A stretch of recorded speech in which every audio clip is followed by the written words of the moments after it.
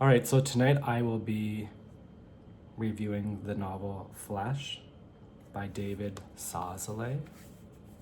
David Szalay. Hopefully, I'm pronouncing his last name correctly. So, this is the novel here. This is a book I picked up from my city library and then had it downloaded to my Kobo. This is my first book that I've read on the Kobo.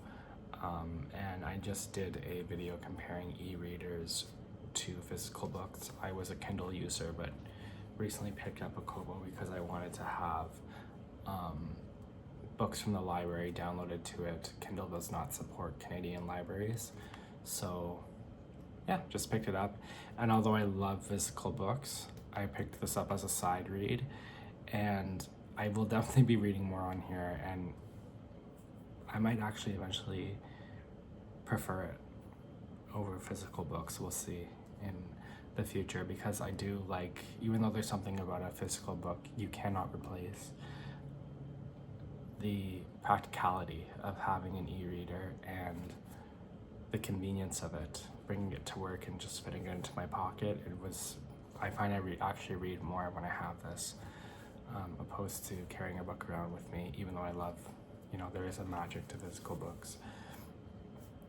So, Flesh by David Szalay is a novel about a 15-year-old Hungarian, and it takes place, I believe it begins in the 80s, and it goes through his life until present day, until he is late middle-aged.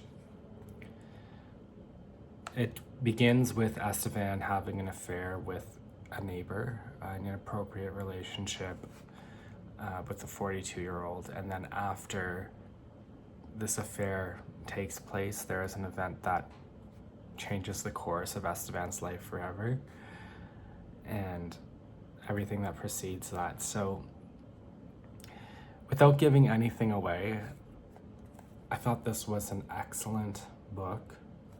I thought it was a novel that was believable. The characters were very relatable.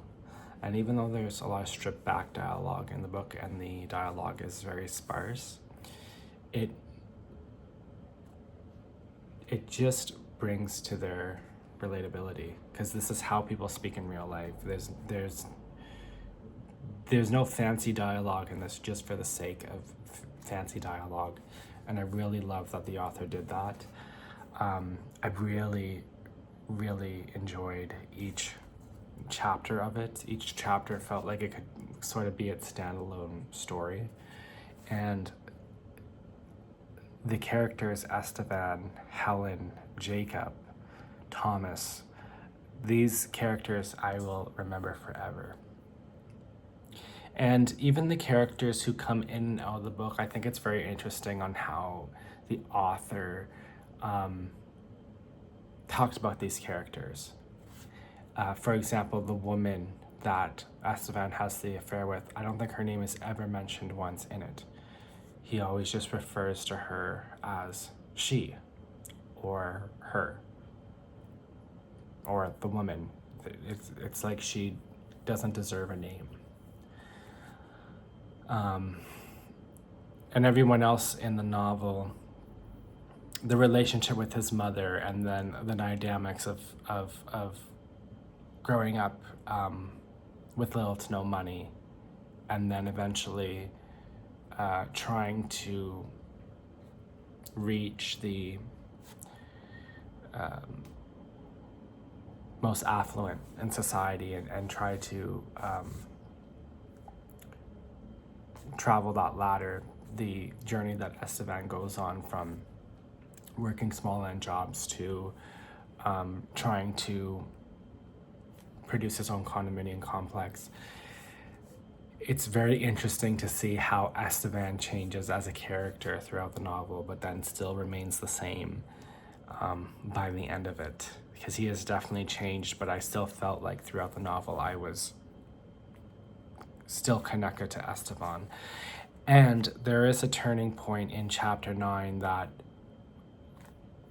I really didn't know what was going to happen next, but whatever the option that the author chose that was definitely going to change the course and the trajectory of the book, as well as my thoughts on Esteban as an individual, and whether he, in a sense, sells his soul for money or if he's going to help another individual. That's all I'm going to say. I don't want to give anything away, but it was a very, very enjoyable read. I highly recommend it.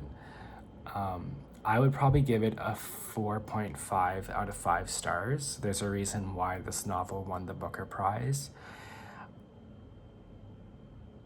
The only thing I wish the author had done to make this a 5-star book in my eyes, because I enjoyed the story completely,